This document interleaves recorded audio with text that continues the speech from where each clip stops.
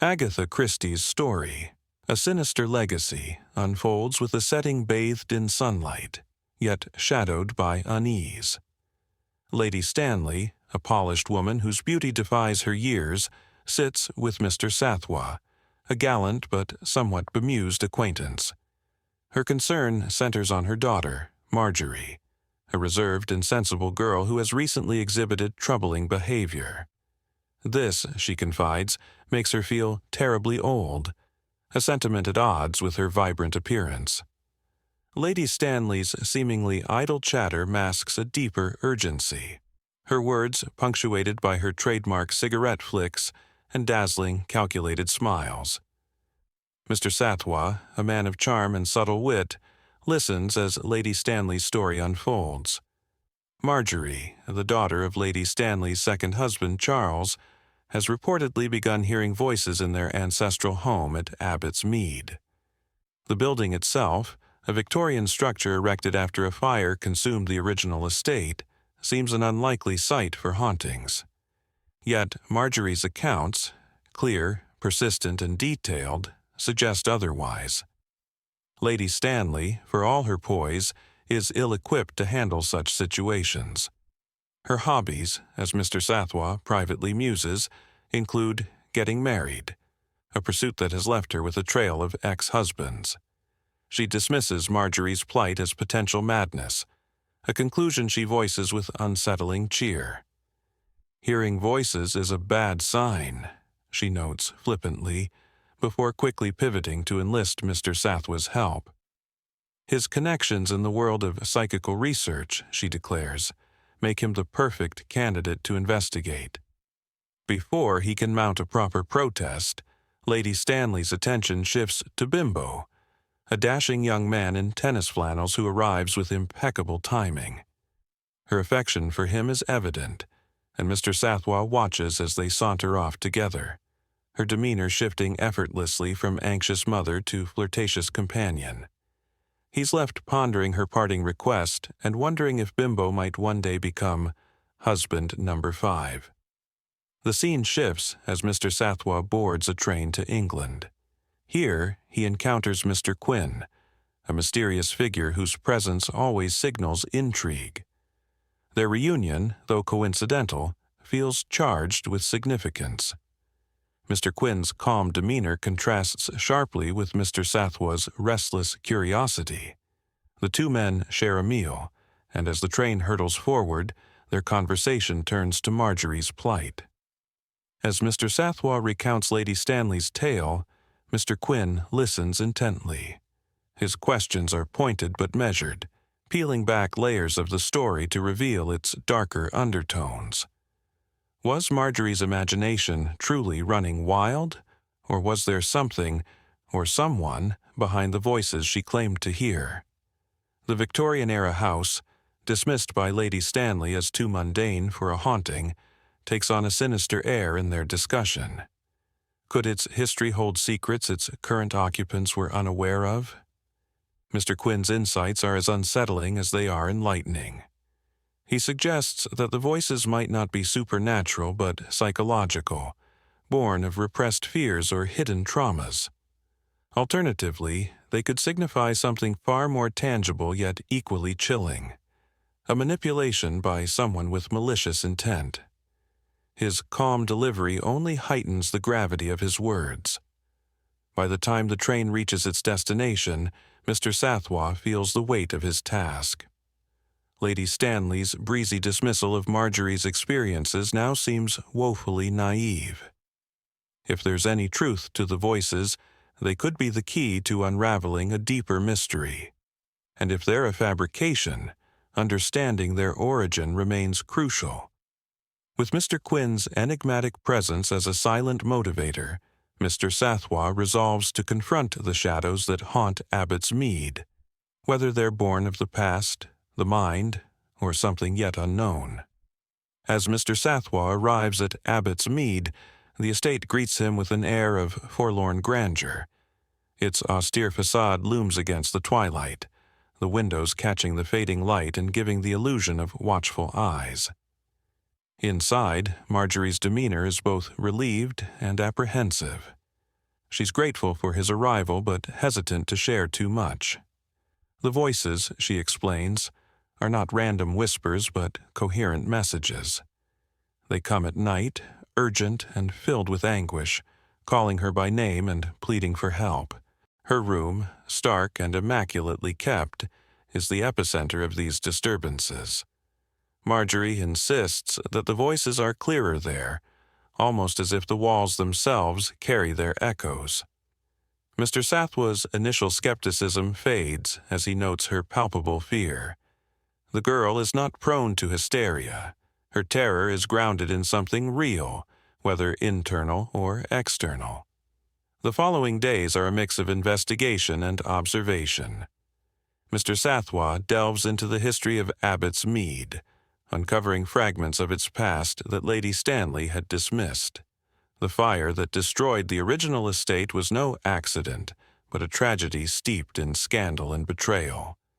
A young maidservant, falsely accused of theft, had died in the blaze, her cries for mercy ignored. Could her anguish linger in the walls of the new house? Marjorie's descriptions grow more vivid with each encounter. The voice belongs to a young woman, she claims, filled with sorrow and desperation. Sometimes she hears fragments of a name, though it's never clear enough to discern. Mr. Sathwa begins to notice subtle changes in the house. A cold draft where there should be none, faint noises in the night, and an oppressive atmosphere that grows heavier as the days pass.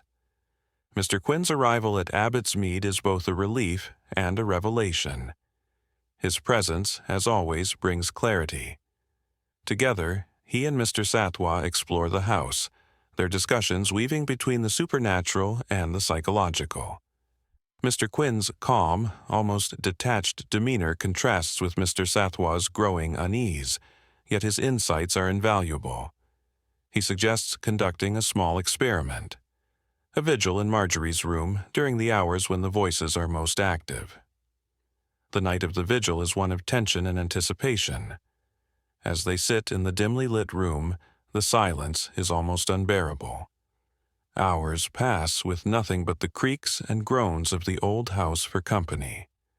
Then, just as the clock strikes midnight, a faint voice echoes through the room. It's soft, almost imperceptible at first, but it grows in clarity and intensity. The words are fragmented but unmistakable, pleas for help, a name half-spoken, and a sense of overwhelming despair. Both men are shaken, though Mr. Quinn's composure never falters. The experience confirms that Marjorie's claims are not mere flights of fancy. The voice is real, but its origin remains a mystery. Is it the lingering spirit of the wronged maid, or is there a more sinister force at play, manipulating Marjorie and those around her? The following day, Mr. Quinn shares his final thoughts before departing. He believes the voices are a manifestation of unresolved grief and injustice, amplified by the house's tragic history. He advises Mr. Sathwa to seek the help of both a historian and a psychologist, suggesting that understanding the past and addressing Marjorie's fears might bring the answers they seek. As Mr. Quinn leaves, Mr. Sathwa feels a renewed sense of purpose. The mystery of the voices remains unsolved, but the journey has only begun. Abbott's Mead, with its layers of history and hidden truths, holds the key to the questions that haunt them all. That evening, a new tension grips the house. Marjorie confides in Mr. Sathwa about an incident she has withheld. 2 nights prior, she awoke to find her bedroom window ajar, despite having latched it before bed. The chill of the night air accompanied a whisper so distinct it felt as though someone stood beside her. The words this time were more chilling. Justice must be served. Mr. Sathwa, though outwardly composed, feels a flicker of dread. Could someone be orchestrating these events to drive Marjorie to madness, or is the house itself seeking retribution for past wrongs? The plot thickens as Mr. Sathwa discovers a hidden compartment in the library, a repository of old letters and documents. Among them, a diary belonging to the maid who perished in the fire. Her writings reveal a tale of betrayal and forbidden love. The pieces begin to align, hinting at a connection between her tragic end and the voices haunting Marjorie. The diary's final entry speaks of a locket entrusted to someone she trusted, a keepsake said to hold a secret that could expose her tormentor. Mr. Sathwa shares these findings with Marjorie, whose courage grows despite the lingering fear. The discovery of the locket becomes their focus, and they enlist the help of a local historian to trace its whereabouts. As the house seems to resist their efforts, with doors jamming inexplicably and lights flickering ominously, their determination strengthens. The story crescendos as they uncover the locket hidden within a hollowed beam in Marjorie's room. Inside is a tiny, brittle photograph and a letter revealing the maid's forbidden relationship with a member of the estate's original family. The evidence implicates a long-deceased relative in her demise. As Marjorie holds the locket, the voice returns, not with anguish, but with gratitude. The presence dissipates, leaving a serene silence. Marjorie's ordeal has ended, but the scars remain, both hers and the house's. Mr. Sathwa departs Abbott's Mead, reflecting on the delicate interplay of history, emotion, and the unknown. Somewhere in the distance, the chime of a bell echoes, a fitting closure to a tale where justice was finally served, and the voices in the dark found peace.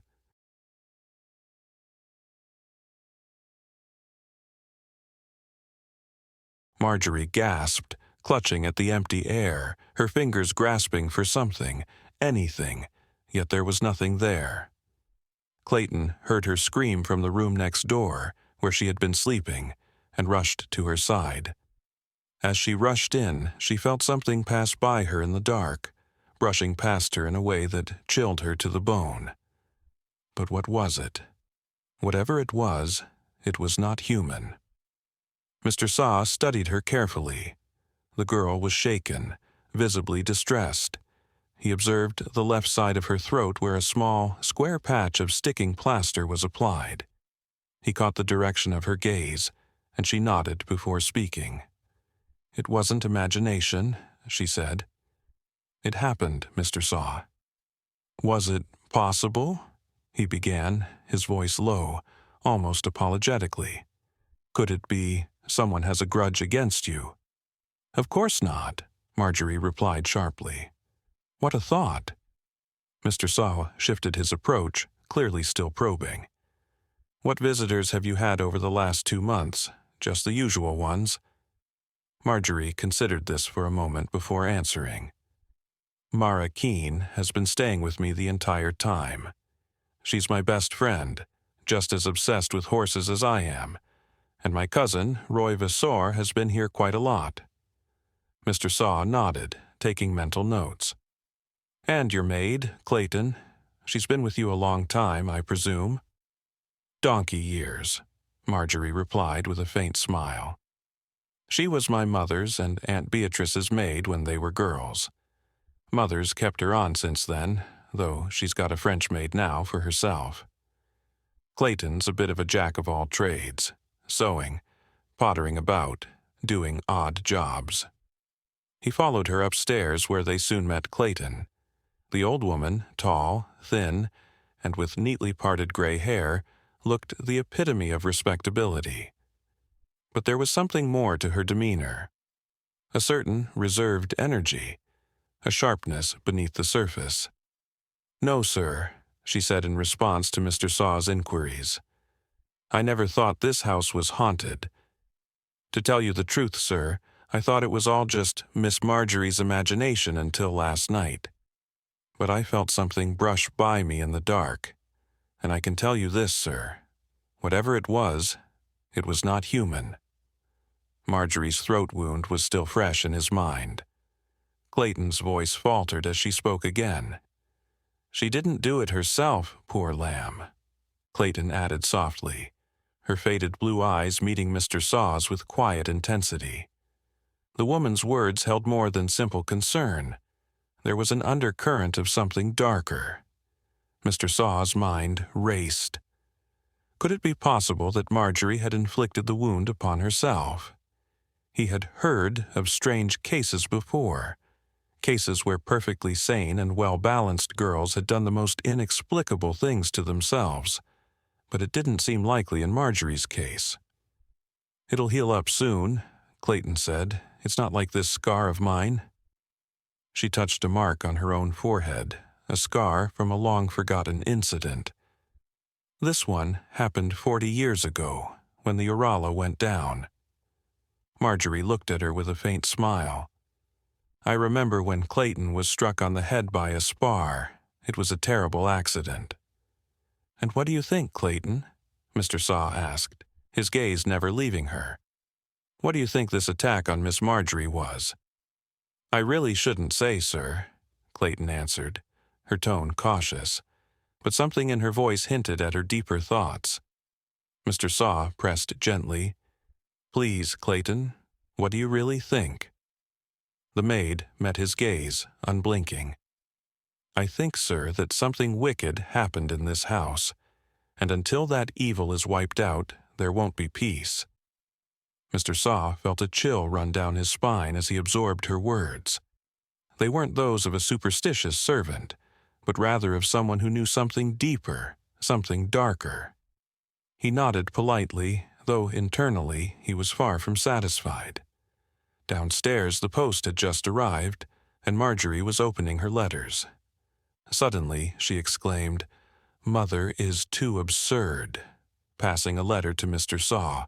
"Do read this," she said, her voice tinged with disbelief. The letter was from Lady Stanley, and its tone was typically whimsical and light. "Darling Marjorie," it began, "I'm so glad you have that nice little Mr. Saw there. He's awfully clever and knows all the big-wig spook people. You simply must have them all down and investigate things thoroughly. I'm sure you'll have a marvelous time. I only wish I could be there, but I've been ill, you see. The hotels are so careless, but oh, it was so sweet of you to send me the chocolates, darling. Though, I must admit, it's a bit silly. I mean, we have such marvelous confectionery out here. But anyway, I hope you're having a lovely time. Bye-bye, darling, and say hello to the family from me." Mr. Saw raised an eyebrow. "Did you send your mother a box of chocolates?" he asked. Marjorie shook her head. "No, I didn't. It must have been someone else." Two things struck Mr. Saw as significant. First, Lady Stanley had received a box of chocolates, and secondly, she had been suffering from severe poisoning. Yet, it seemed she hadn't made the connection. Was there a link between the two? Mr. Saw was inclined to think there was. Just then, a tall, dark-haired woman emerged from the morning room and greeted them with an easy, confident smile. "Have you come down to hunt Marjorie's pet ghost?" she asked in a teasing drawl. "Ah, here's Roy," Marjorie exclaimed, as a young man with fair hair and a boyish grin stepped into the hall. "I've brought reinforcements," he announced, and with him was Mrs. Lloyd, a woman Mr. Saw hadn't met before. Mrs. Lloyd was introduced with a triumphant air. "This is Mrs. Lloyd," Mara Keene said, her tone full of pride, "simply the most wonderful medium." And so, the mystery deepened. The pieces of the puzzle were slowly coming together, but there was much more to uncover before the chilling truth could be revealed. Mrs. Lloyd made no attempt to protest modestly. She simply bowed her head and remained poised, her hands neatly crossed in front of her. The young woman was highly colored, her appearance unremarkable at first glance, yet the details of her attire made her stand out. Her clothes were slightly out of fashion, ornate even, giving her an air of eccentricity. A chain of moonstones adorned her neck, and several rings glittered on her fingers, each one telling a tale of its own. Marjorie, as Mr. Saw quickly realized, was far from pleased with the unexpected intrusion. She cast an angry look at Roy Vasseur, who seemed completely unaware of the offense he had caused by bringing Mrs. Lloyd into the fold. He was oblivious to the tension, his focus more on the excitement of the evening than on the discomfort of those around him. "Lunch is ready, I think," Marjorie said, her voice tinged with restraint. "Good," replied Mrs. Casson, her tone bright and eager. "We'll hold the séance immediately afterwards. Have you got some fruit for Mrs. Lloyd? She never eats a solid meal before a séance." As they moved into the dining room, Mrs. Lloyd indulged in 2 bananas and an apple, eating quickly but with precision. She responded to Marjorie's occasional polite remarks with a briefness that made it clear she was far more focused on the evening's events than on small talk. Just before they were about to rise from the table, Mrs. Lloyd did something that made everyone stop in their tracks. She flung her head back sharply, sniffing the air. "There is something very wrong in this house," she declared, her voice low and solemn. "Isn't she wonderful?" Mrs. Casson whispered, her voice full of delight. "Oh, undoubtedly," Mr. Seo replied dryly, masking the slight unease that crept up on him. The séance was held in the library, a dimly lit room filled with books and shadows. The setting could not have been more fitting for the eerie ritual about to unfold. Marjorie, Mr. Seo could see, was most unwilling to partake in the proceedings, but her guest's obvious delight in the event kept her from protesting. Mrs. Casson orchestrated the setup with meticulous care, the arrangement of chairs in a circle clearly no accident. The curtains were drawn, blocking out the light from outside. Soon, Mrs. Lloyd announced that she was ready to begin. 6 people, she muttered, her eyes scanning the room. "That is bad. We must have an uneven number. 7 is ideal. I get my best results with a circle of 7. One of the servants, rowily, suggested that they bring in the butler, but Marjorie quickly interjected. "Let Clayton come," she said, her voice firm. Mr. Saw noticed a flash of annoyance pass across Roy Vassor's face. "Why Clayton?" he asked, his tone a mixture of disbelief and irritation. "Don't you like Clayton?" Marjorie asked, her voice measured but calm. "Clayton doesn't like me," Roy answered with a careless shrug. "In fact, she hates me like poison." A few moments passed before he relented. "Fine, have her down then." The circle was formed, a tense silence hanging in the air. A few coughs and the shuffle of feet broke the stillness. And then a sound, a series of sharp raps, pierced the silence. It was followed by the voice of the medium's so-called control, a Cherokee Indian brave who introduced himself with a thick accent. "Indian brave says you good evening, ladies and gentlemen. Someone here very anxious speak. Someone here very anxious give message to young lady. I go now. Spirit say what she come to say." A pause, then a new voice, a woman's, soft and haunting, broke through the atmosphere. "Is Marjorie here?" Roy Vassor immediately responded, "Yes," his voice steady. "She is. Who's that speaking?" The answer came swiftly. "I am Beatrix." "Beatrix who?" Roy asked, his curiosity growing. The atmosphere grew tenser as the Cherokee Indian's voice interjected once more, breaking through the moment. "Life here very bright and beautiful. We all work very hard, help those who have not yet passed over." Another silence fell upon the group before Beatrice's voice returned. "This is Beatrix speaking," she announced softly. "Beatrix who?" The question echoed again, but this time the answer was not as easily dismissed. "Beatrix Barron," the voice declared, unmistakably clear. Mr. Saw's heart raced. His eyes widened with excitement. "Beatrix Barron?" he asked, leaning forward, his voice barely a whisper. "The one who drowned in the Urala?" "Yes," the voice confirmed. "That is right. I remember the Urala." Mr. Saw's mind was racing. He had known the Barons well, and Beatrice's untimely death was a memory that had haunted many. But now, it seemed, the spirits were speaking with an uncanny clarity. "I have a message for this house," the voice continued. "Give back what is not yours." Marjorie, who had been listening intently, was clearly shaken. "I don't understand," she said helplessly. "What do you mean? Are you really Aunt Beatrice?" she asked, her voice trembling. "Yes, I am your aunt," the voice replied. There was no mistaking the certainty in the words.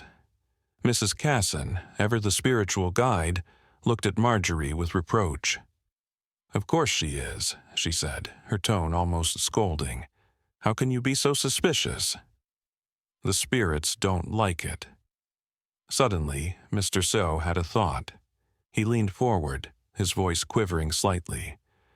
"Do you remember Mr. Becchetti?" he asked, almost hesitantly.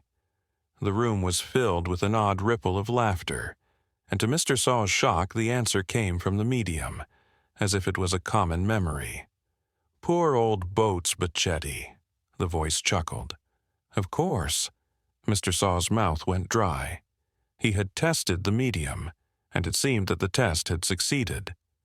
The incident he was referring to had taken place over 40 years ago, an event that had occurred when he and the Barron girls had spent time at the same seaside resort.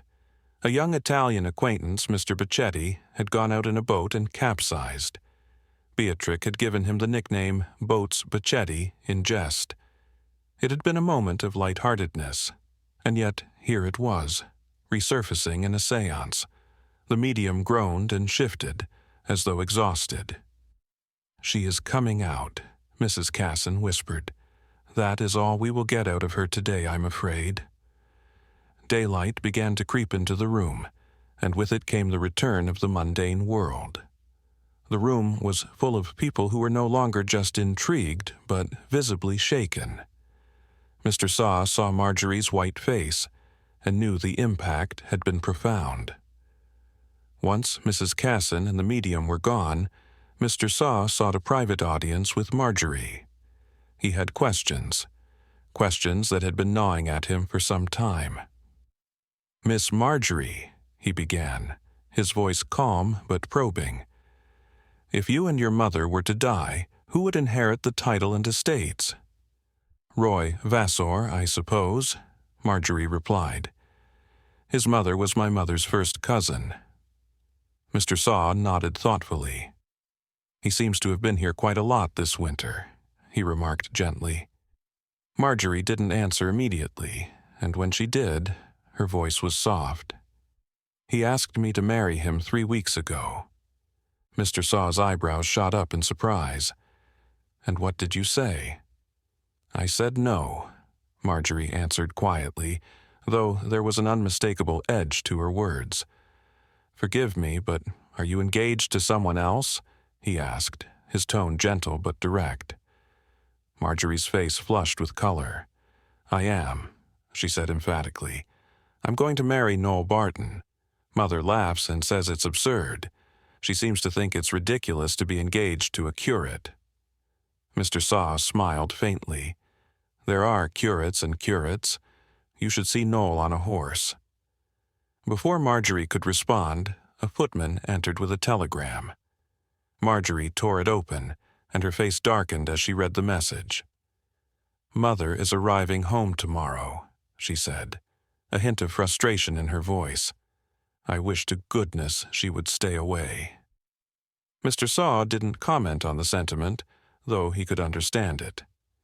"In that case," he said, "I think I shall be returning to London." Mr. Saw, though assured that he had not yet heard the last of the Abbott's Mead mystery, could never have anticipated the shocking turn of events that would come next. It arrived like a cold, merciless gust, leaving him frozen in disbelief. He read about it in the morning paper. An unexpected headline screamed at him from the pages, "Baroness dies in her bath." The Daily Megaphone, with its usual flair for sensationalism, didn't mince words. Other newspapers, more cautious in their tone, reported the same tragic news, but the outcome was undeniably clear. Lady Stanley, the formidable and ever-present matron of the Baron family, had been discovered lifeless in her bath, her death attributed to drowning. The assumption was that she had lost consciousness, and while in that state her head had slipped under the water, sealing her fate. But as the ink dried on the paper and Mr. Saw digested the news, a gnawing doubt began to settle within him. The circumstances didn't sit right. Not at all. Something felt far from ordinary. Without hesitation, Mr. Saw called for his valet. His usual calm demeanor was absent as he rushed through his morning preparations. His Rolls-Royce sped out of London with unnerving urgency, its tires grinding the asphalt beneath them. Strangely, though, he wasn't headed for Abbott's Mead. Instead, he had a destination in mind. A small, inconspicuous inn, just a mere 15 miles away, with the curious name The Bells and Motley. It was here, amidst the most unexpected of places, that he would find a thread that would unravel everything. And there, amidst the comforting clink of teacups and the quiet murmurs of other guests, he found what he needed. Mr. Harley Quinn still residing at the inn as Mr. Saw had hoped. With relief flooding his veins, he greeted his old friend with an urgency that Mr. Quinn, ever perceptive, immediately noted. "I am terribly upset," Mr. Saw confided, his voice trembling with suppressed panic. "You must help me. Already, I have this dreadful feeling gnawing at my heart. I fear that the next victim may very well be the one person I can't bear to lose." Mr. Quinn raised an eyebrow, his usual calm demeanor only adding to the weight of the situation. "Tell me what's happened," he said, his tone both soothing and insistent. Mr. Saw, always the meticulous storyteller, launched into the details. He recounted the chilling events at Abbott's Mead with the kind of fervor only he could muster. He was eloquent, almost too much so, painting the picture with precision and emotion, describing every moment of tension, every flicker of uncertainty. "There must be an explanation," he finished, his voice laced with an almost desperate hope. But Mr. Quinn, ever the pragmatist, remained unmoved. "It is you who must solve this, my friend, not I," he said, his words not unkind but firm. "I don't know these people. You do." A flicker of recognition sparked in Mr. Saw's mind. "I knew the Baron girls 40 years ago," he said with a prideful smile, as memories flooded him. "I remember that time at Brighton, that dreadful joke about boats upsetty. How we laughed, those were the days." His voice trailed off, his mind wandering back to a more carefree time. "Don't you remember, Mr. Quinn?" he pressed. "Alice, the maid, her name was Alice. A small, delicate thing. I remember kissing her in the passage, and one of the girls nearly caught us." Mr. Quinn's expression didn't change. He was patient, yet his silence spoke volumes. Finally, Mr. Saw exhaled deeply. "So, you cannot help me?" "No," replied Mr. Quinn quietly, "but I think it's clear what you must do. Go to Abbott's Mead, you must see it through." Mr. Saw, though still unsettled, nodded. He knew Quinn was right. I can't persuade you to come with me?" But Mr. Quinn shook his head. "My work here is done," he said cryptically, his eyes carrying a weight of finality that left Mr. Saw with no further words to say. At Abbott's Mead, Mr. Saw was quickly ushered into the presence of Marjorie Gale. She was sitting at a desk, her gaze fixed on an array of papers scattered before her. But there was something in the way she greeted him, something that sent a chill down his spine. She didn't speak at once, but when she did, her voice was sharp, and the weight of her words hit him like a hammer. "My mother didn't die by accident," she said, her eyes meeting his with the certainty of someone who had already seen the truth in her mind's eye. "I know she was murdered, and I'm next. Whoever killed her wants me gone too." Mr. Saw, though momentarily stunned, leaned in, his thoughts racing. The gravity of her words pressed on his chest. Marjorie continued, her voice quivering with fear. "I've been making my will," she explained, pushing the document across the desk towards him. "I know who I can trust and who I can't. All of my father's money, the property, it's all going to Noel. I'm leaving everything to him, Rowley. He's been out for what he can get from us, and I don't trust him." Mr. Saw looked at her, his mind racing. "You should sign this in the presence of 2 witnesses, Miss Gale," he said, his voice steady yet full of concern. "It is important." But Marjorie dismissed his advice with a wave. "It doesn't matter," she said bitterly. "Clayton saw me sign it, that's enough." Without further protest, Mr. Saw took his pen. But as his hand hovered over the paper, something stopped him. His eyes drifted over the name written above his own. Alice Clayton.